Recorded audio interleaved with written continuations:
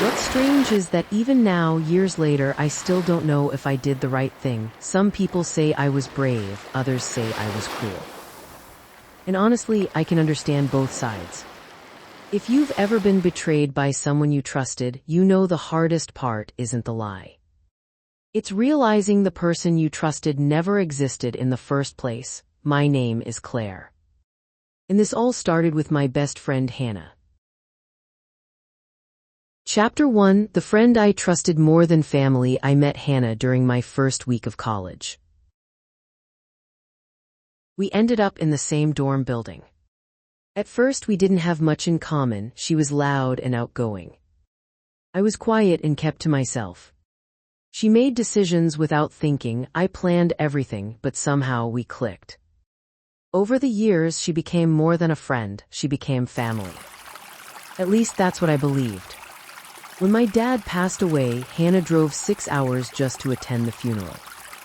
When I lost my first pregnancy, she sat beside my hospital bed and didn't leave until I was discharged. When my marriage fell apart, she helped me pack my things and move into a tiny apartment across town. There were nights when I cried on her couch for hours. She listened to every word, never judged me, never rushed me. If someone had asked me back then who I trusted most in the world, I would have said Hannah without even thinking about it. That's what makes this story so difficult to tell. Because when a stranger hurts you, it's painful. When someone you love hurts you, it changes something inside you. And sometimes that change never goes away. A few years later, Hannah met a man named Ryan. I still remember the first time she called me about him. She sounded like a teenager with her first crush. I don't think I'd ever heard her that excited before. A month later, she introduced us. Ryan was easy to like. He was calm, respectful. The kind of person who remembered little details about people. The kind of person who made everyone feel comfortable.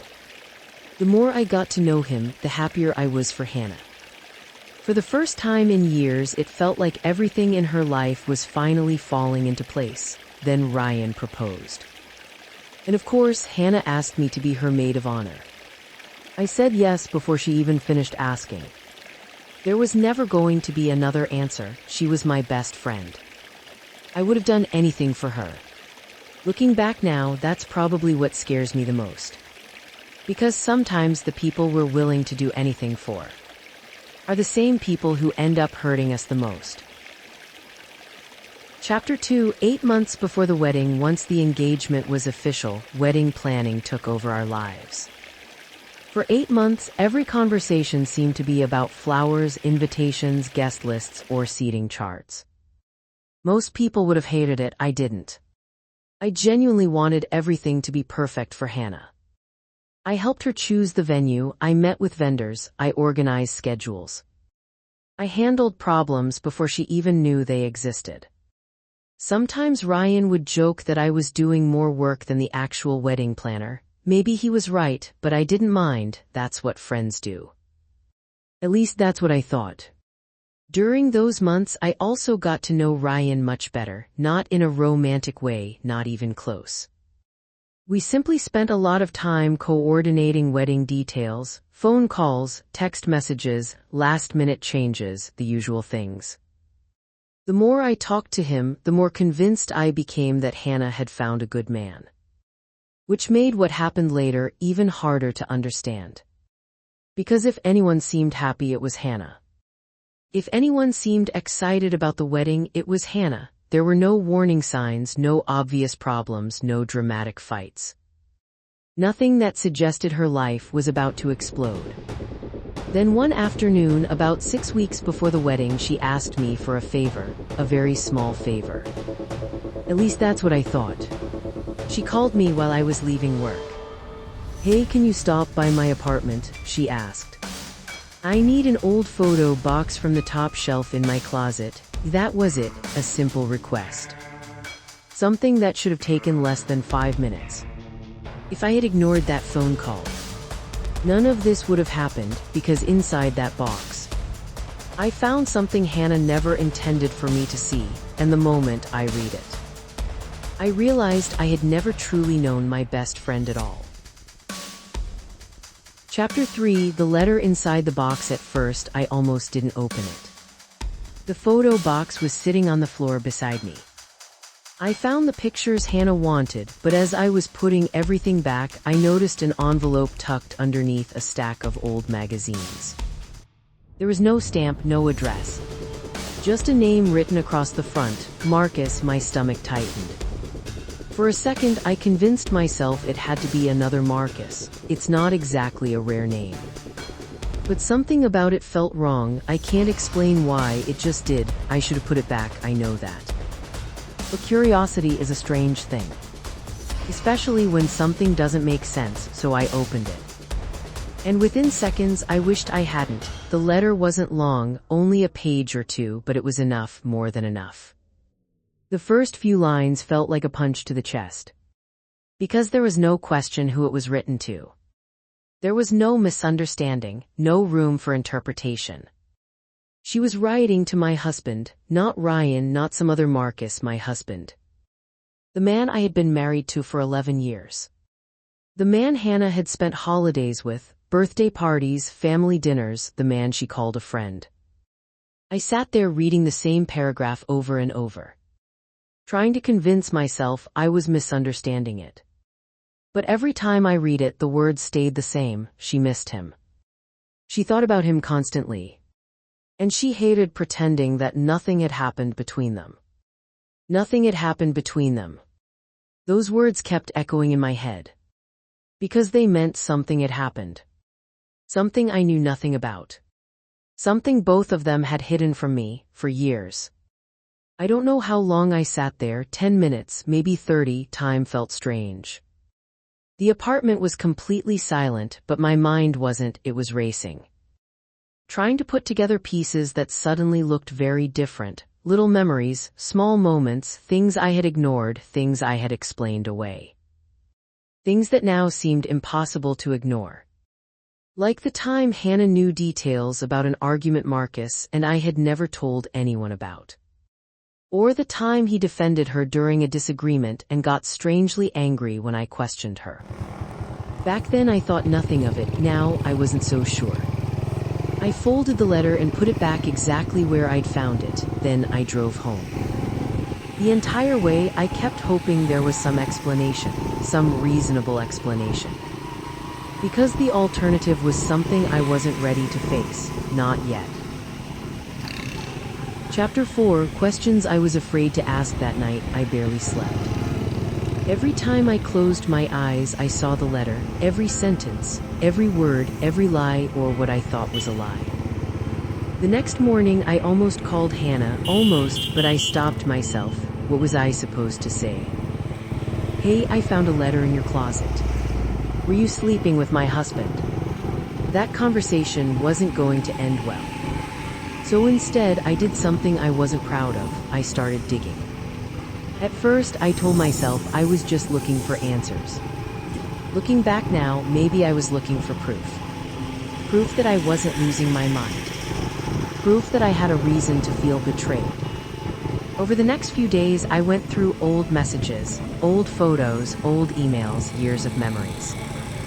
And little by little, I started finding things, nothing dramatic, not at first, just small cracks, tiny inconsistencies. A message sent at midnight that didn't make sense. A weekend Hannah claimed she was visiting family. A weekend Marcus claimed he was on a business trip, the dates matched, that bothered me. Then I found something else, a photo. It had been buried in an old cloud album, taken years earlier. At some conference neither of them had ever mentioned attending. They weren't standing together, they weren't touching. If I had seen it back then, I would have ignored it, but after the letter, everything looked different. I zoomed in, and that's when I noticed it. They were both wearing the same event badge, same location, same weekend.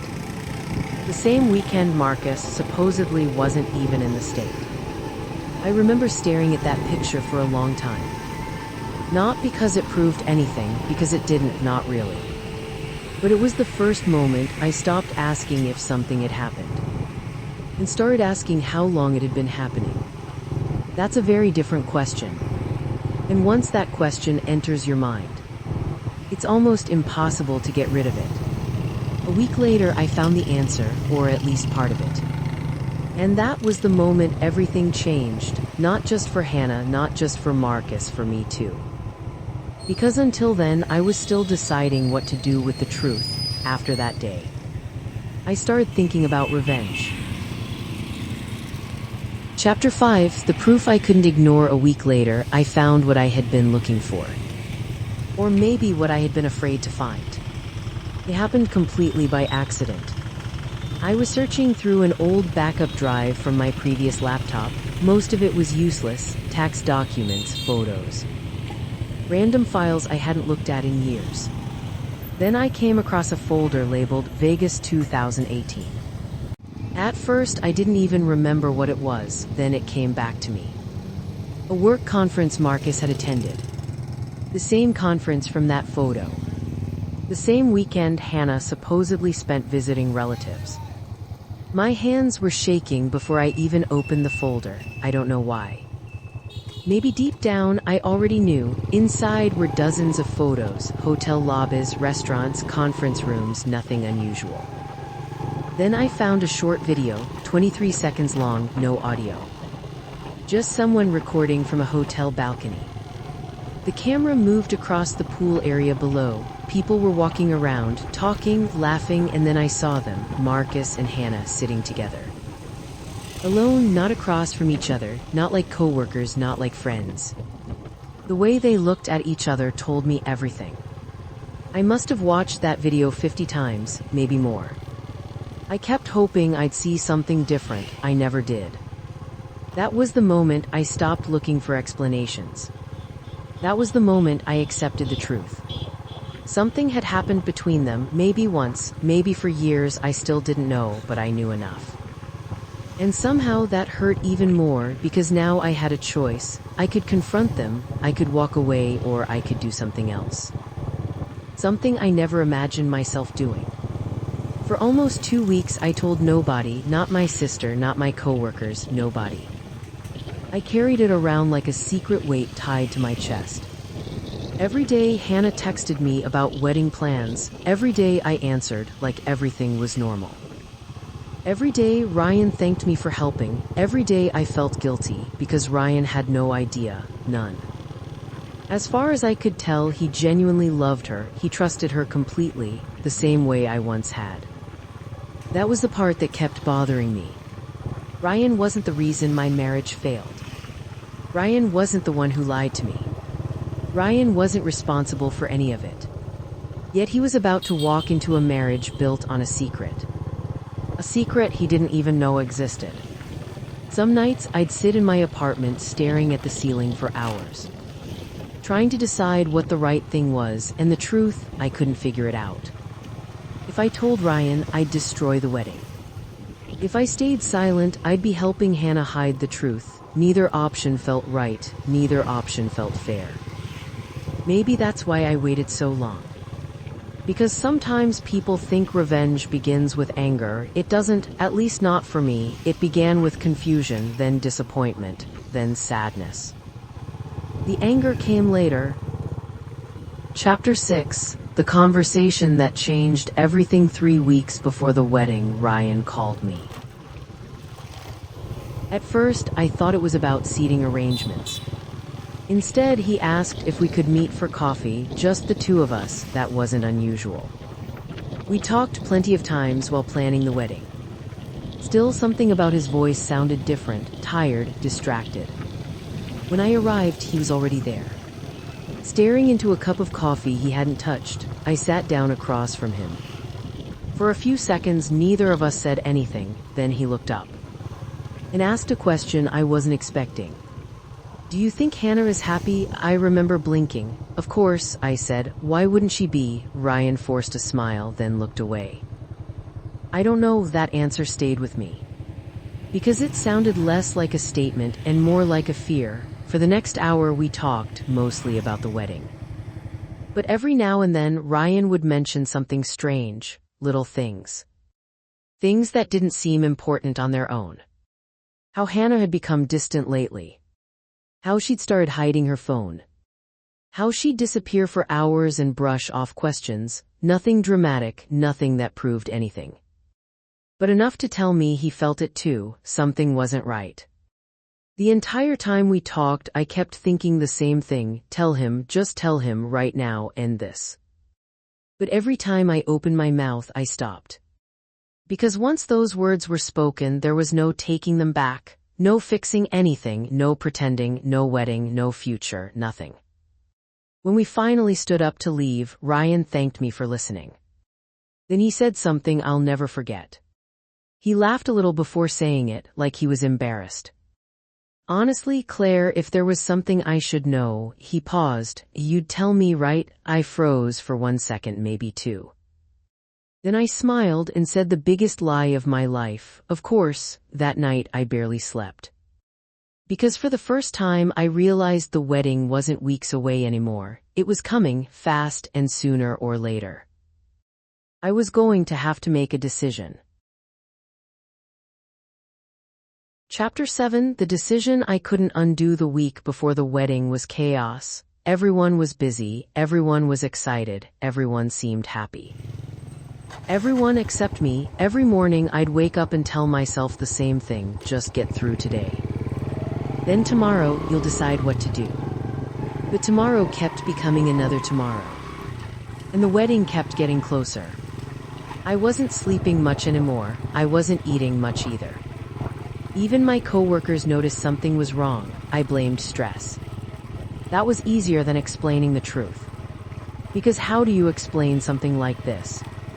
How do you tell people that your best friend and your ex-husband may have shared a secret for years? How do you explain that you're helping plan her wedding while carrying that knowledge around every day? You don't, you smile, you nod. You pretend everything is normal. That's what I did. At least until 3 days before the wedding. That's when Marcus called me out of nowhere. We hadn't spoken much since the divorce. Mostly occasional texts about paperwork and practical things, nothing personal, nothing meaningful. When I saw his name on my phone, my stomach dropped. I almost didn't answer, but I did. The conversation started normally, too normally, small talk, work, weather, life, then there was a pause. And he asked something strange.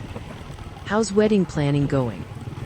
I remember staring at the wall, wondering why he cared, wondering why he was asking. Then I heard myself say something I hadn't planned to say. Did you ever love Hannah? Silence, complete silence for several seconds, no denial. No confusion, nothing, and in that silence, I got my answer. When he finally spoke, his voice sounded different, older somehow, tired. Claire, that was all he said, just my name, nothing else. But it was enough, because innocent people don't react like that. Innocent people ask what you're talking about, they deny it, they get angry. Marcus didn't do any of those things, he just sounded defeated. I ended the call a minute later. I don't even remember what else was said. The conversation itself didn't matter. What mattered was what it confirmed. For years, I had blamed myself for my failed marriage. I thought maybe I hadn't been enough, maybe I'd missed something, maybe I'd failed somehow. But sitting there after that call, I realized something. There are wounds you can heal from. And there are lies that change the way you see your entire past. I wasn't grieving my marriage anymore. I was grieving the version of my life that I thought had been real. And that grief slowly turned into something else, something colder, something more dangerous, a plan. Chapter 8. The wedding morning. The morning of the wedding arrived faster than I expected. I barely slept the night before. By sunrise, I was already awake, staring at the ceiling. Knowing that by the end of the day, several lives might look very different. Part of me still wanted to walk away, to leave. To let someone else deal with it. To pretend I had never found the letter, never found the video, never asked the question. But another part of me couldn't stop thinking about Ryan. The way he'd looked at me in that coffee shop. The way he'd asked if there was something he should know, the trust in his voice, that trust haunted me. Because I had already lied to him once. I wasn't sure I could do it again. By noon, guests were arriving. The venue looked beautiful, perfect actually. Months of planning had paid off, flowers everywhere, soft music, people laughing, taking photos. Celebrating a future they believed in. As I walked through the venue, I kept wondering how many of them would still be smiling if they knew the truth. Hannah looked happy, radiant even. When she hugged me before the ceremony, she thanked me for everything, for all the work, for all the support, for always being there. I hugged her back, and for one brief moment I almost changed my mind, because despite everything, I still loved her. That's the part people don't understand about betrayal. Love doesn't disappear the moment trust does, sometimes it stays. And that makes everything harder. Then Hannah pulled away and smiled, a normal smile. The same smile I'd seen for years. And suddenly I remembered the letter, the lies, the secrets, the years I never got back. My hesitation disappeared, not completely, but enough. Enough to make a decision. The ceremony was scheduled to begin in less than 30 minutes.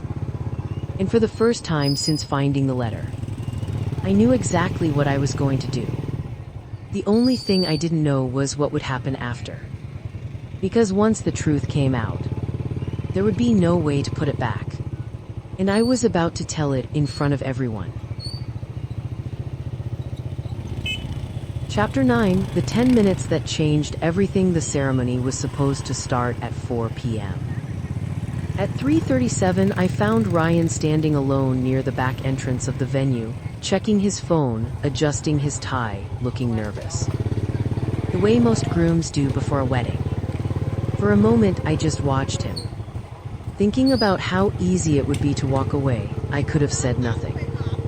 The wedding would have happened. Everyone would have gone home happy. And nobody would have blamed me. Instead, I walked over. "Hey," I said. Ryan smiled. "Hey, everything okay?" I wish I could tell you I handled that conversation perfectly. I didn't. My hands were shaking, my heart was pounding, I probably sounded terrified. Because I handed him an envelope.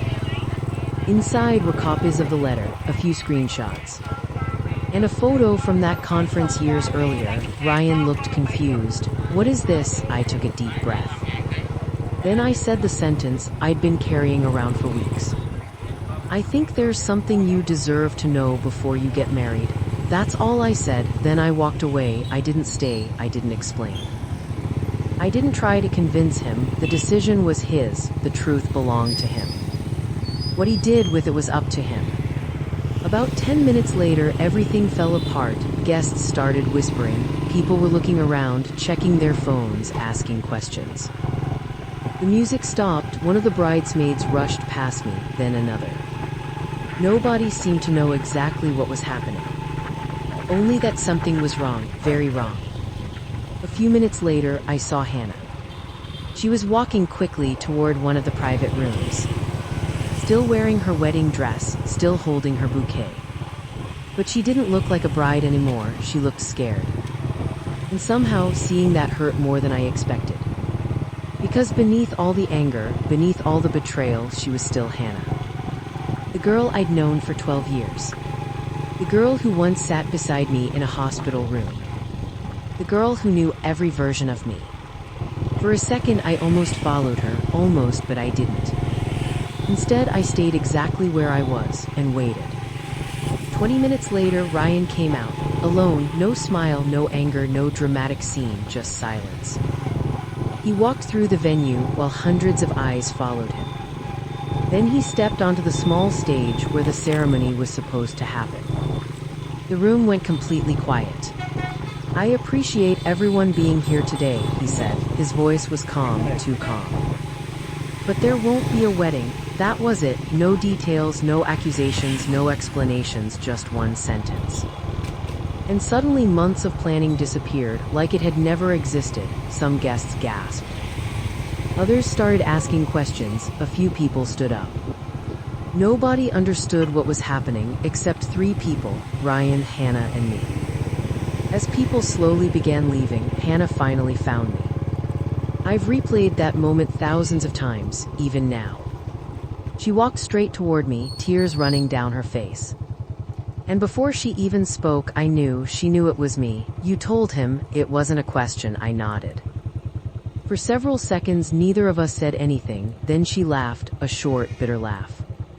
You couldn't let me have one day. I remember staring at her, not knowing what to say.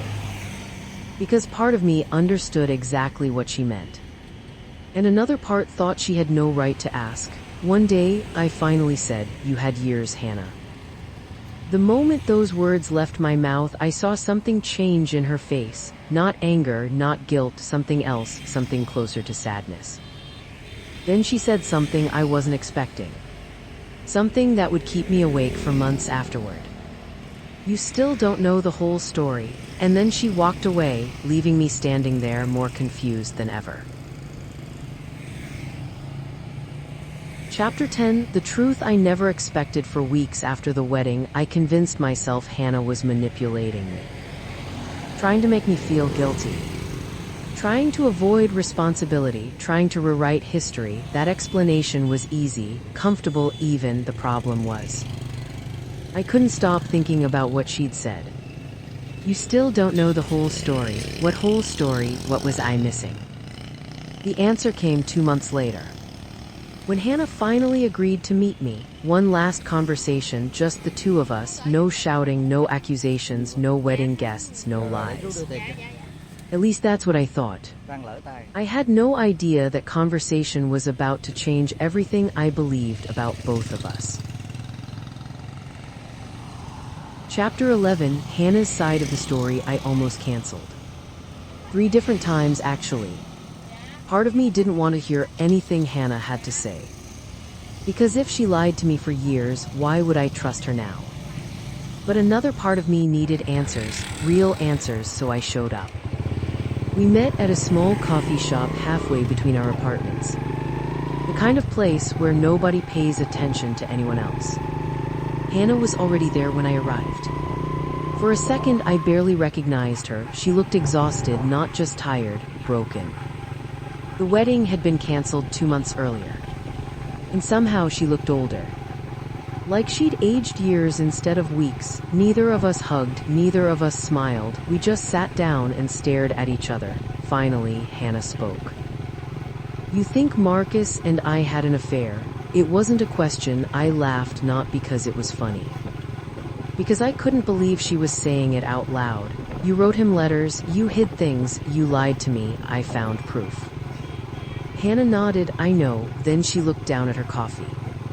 And quietly said something I never expected. We were in love. My stomach dropped. Even after everything, hearing those words hurt. Hearing them spoken out loud made it real. For years I'd wondered. For months I'd investigated. But wondering and knowing aren't the same thing. Knowing hurts more, much more.